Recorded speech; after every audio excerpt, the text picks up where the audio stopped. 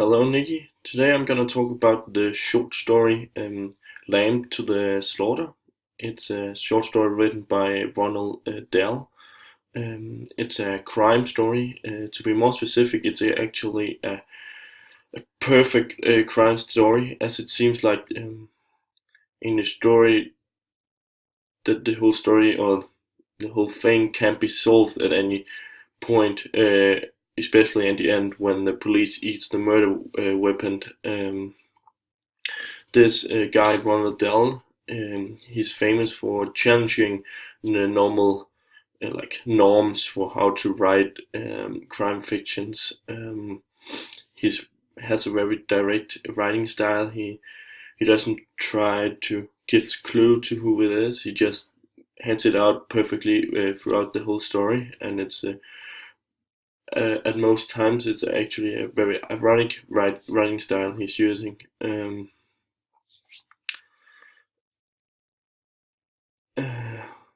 Also, the story is written in a third person omniscient, uh, because we are only able to see the thoughts of the main character, or also actually the bad guy in the story. And so actually the antagonist, but the antagonist in the story is also the protagonist, which I'll come into later.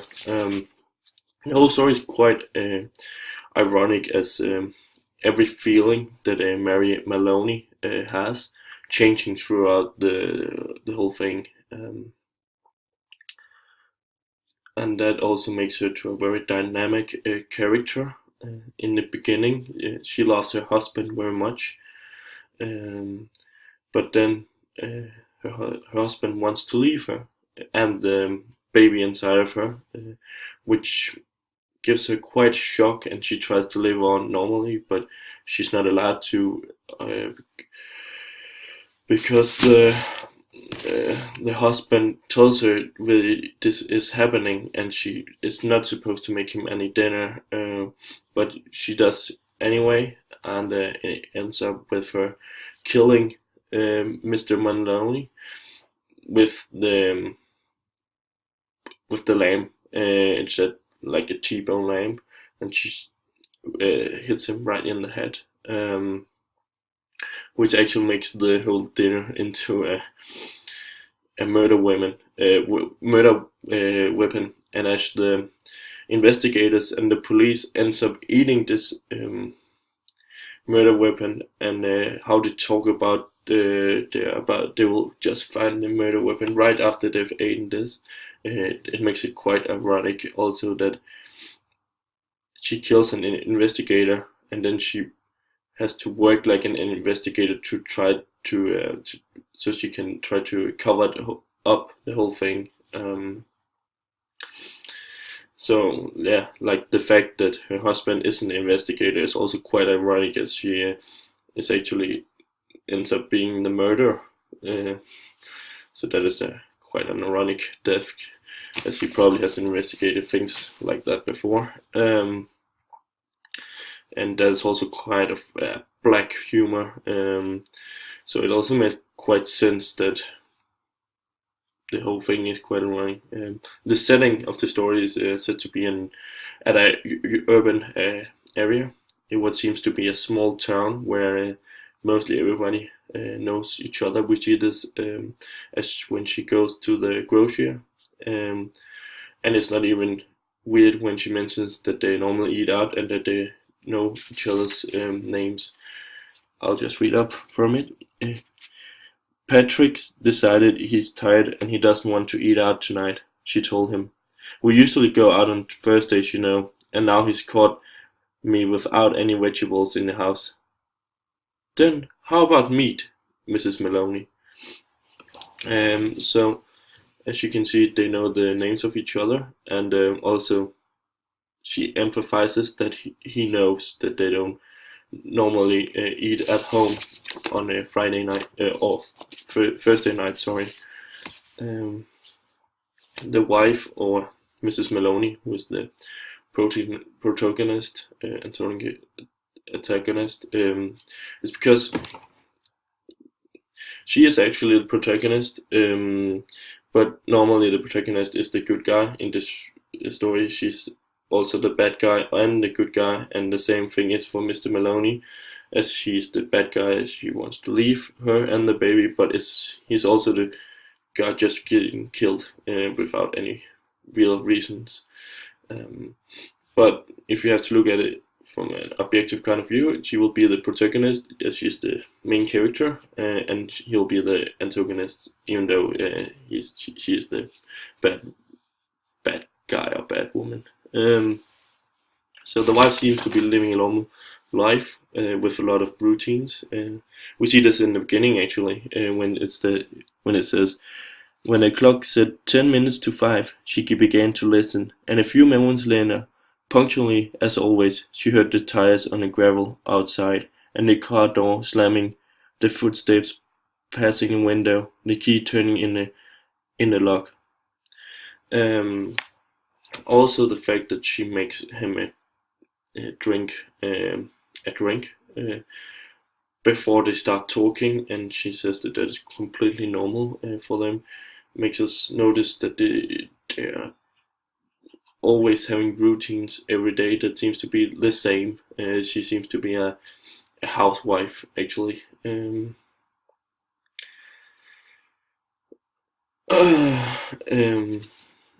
we also see we in the beginning, when we can see how she loves him, this is also quite clearly as this is how she thinks of him. She loved the intent, far look in his eyes when they rested on her, the funny shape of the mouth, and especially the way he remained silent about his tiredness, sitting still with himself until the whiskey had taken some of it away. And that changes when when he tries to break up with her, and then she doesn't think at all, and she just keeps doing stuff that is not really good. But right at first, she tries to do the best she can to make him comfortable, even though she can feel something is up with him, and he's just being cold to all the questions she's asking, and prepares himself for breaking up with him. And we can see that he wants to do this on the words he's giving, or him being cold. Darling, she said, would you like me to go get some cheese? I haven't made any supper because it's Thursday. No, he said. If you're tired to eat out, she went on. It's still not too late. There's plenty of meat and stuff in the freezer, and you can have it right here and not even move out of the chair. Her eyes waited on him for an answer, a smile, a little nod, but he made no sign. So we can see how cold he is at this point, and how he's trying to prepare himself for what's going to be him breaking up with her. Even though it's not perfectly clear, we can just see that it says that when he's done talking, and he said, and that's that, I hope you won't do any fuss about it. Then she gets all shocked and ends up killing him, as I told you early on. And the whole reason why she tries to get away with this murder is not actually because she's sorry or anything. It's because of the unborn child. As it says, that was fine. It made no difference to her. In fact, it will be a relief. On the other hand, what about the child? So we see how she's thinking about the child and not herself for not going to prison. And this way about her figuring out how to work as a detective because of her husband is also the reason why she goes to the grocer, to have a witness or a guy who can tell the police that it was not her who did it.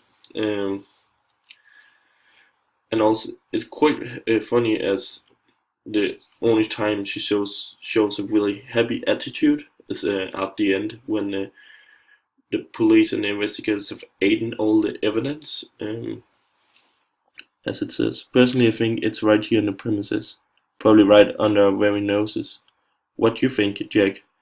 And the other room, Mary Maloney began to giggle. Um, you could say that him breaking up with her is what made her into a cold-blooded murderer. Because Patrick Maloney is actually a normal guy who's working as a detective, and and he doesn't really seem like a bad guy at all. He just has to get away from it and her, which is kind of cold-hearted when she has a baby. But but it seems like everyone likes him also when the other are very sad that he's gone.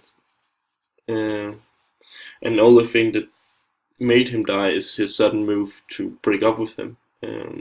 So all the stories are actually just pretty ironic with everyday people who all kinds of changing into each other's roles as Maloney is like this dead character at the end, as she doesn't do anything in her life, and he's the investigator, and then he ends up being the dead guy, and she ends up working as an investigator to cover up the murder. So they are all actually, actually it's more her being a dynamic character.